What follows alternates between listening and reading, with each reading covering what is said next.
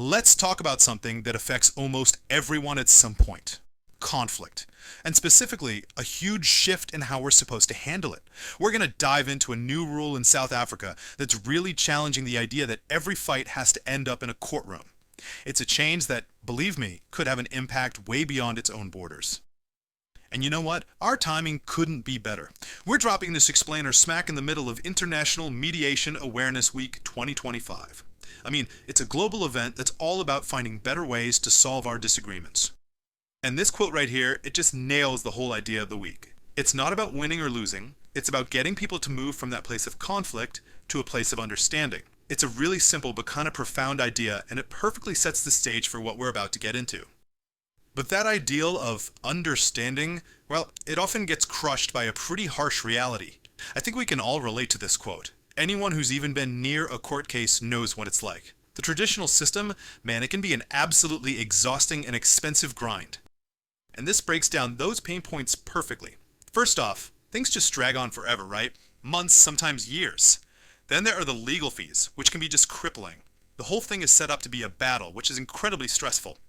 And all of that adds up to these gigantic court backlogs, slowing down justice for everybody. So this is the big question. This is the pivot. What if the default setting wasn't to go to war? What if, before we even put the gloves on, we were just required to talk? This one question is at the heart of a major legal experiment. And that brings us right to our main event, South Africa's answer. They are tackling this problem head-on with a really bold new approach called Rule 41A. It's designed to create a system where conversation actually has to come first. So what is Rule 41A exactly? Well, it's actually pretty straightforward, but the implications are huge.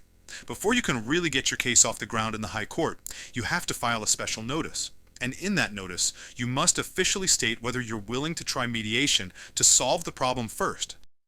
Okay, so here's how it works in practice. Let's say you plan to sue someone. Step 1.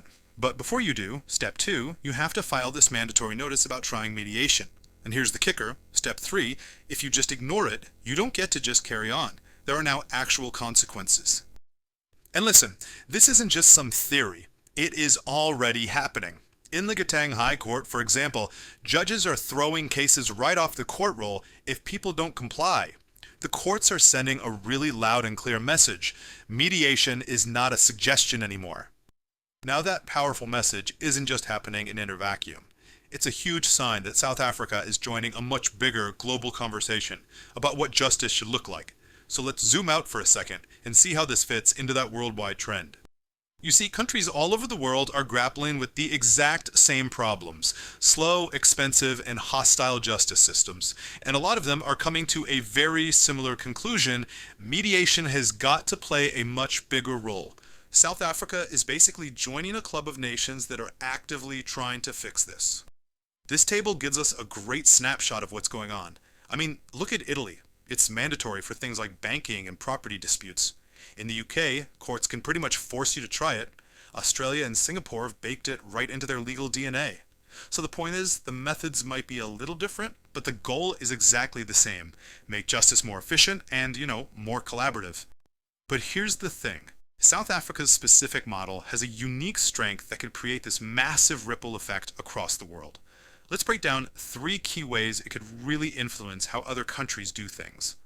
First, it starts to fundamentally change the whole legal culture. For, ever, mediation has been seen as this alternative thing, something you do on the side if you feel like it.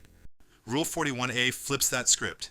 By forcing you to think about it right at the beginning, before the battle lines are even drawn, it makes mediation an essential part of the justice system, not just an optional extra. Second, it gives mediation real teeth. We saw it with the Gauteng example.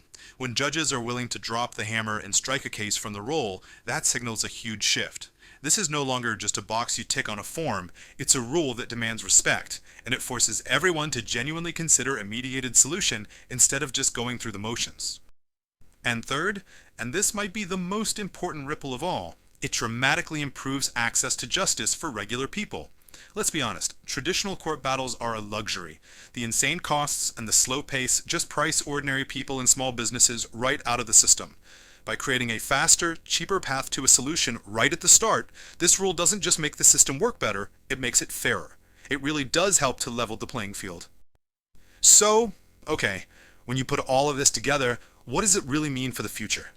Is this the direction that legal systems everywhere are heading?